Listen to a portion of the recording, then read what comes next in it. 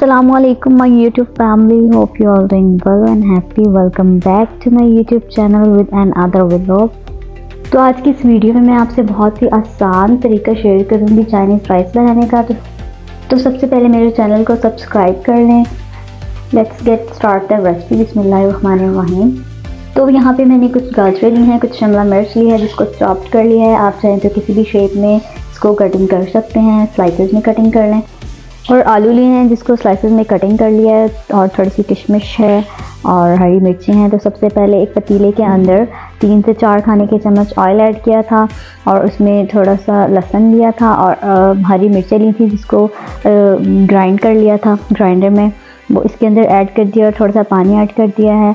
और लौंग, छोटी इलायची और बड़ी इलायची ऐड कर दी है इसके अंदर, और हस्बे ज़रूरत नमक ऐड किया है। 1 से 2 खाने चम्मच सिरका के ऐड किए हैं, और ये भिगो के रखे राइस थे वो मैंने इसमें ऐड कर दिए हैं।